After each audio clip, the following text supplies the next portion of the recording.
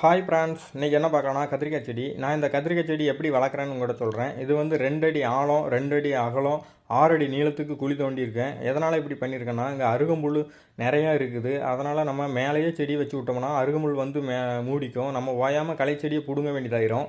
அதனால் நான் என்ன பண்ணியிருக்கேன்னா 2 அடி ஆழத்துக்கு குழி எடுத்து அதில் கத்திரிக்காய் செடி நட்டு விட்டுருக்கேன். நட்டு விட்டு அதில் 10 கிலோ மண்புழு உரம், கொஞ்சம் வேப்பம் நான் கலந்து போட்டு விட்ருக்கேன்.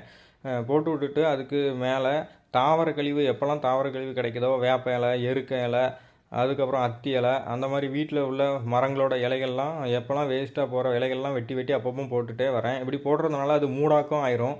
தண்ணியும் நிறையா பாய்க்க வேண்டியதாக இருக்காது. அதுவே மக்கி நல்லா உரமும் ஆயிரும்.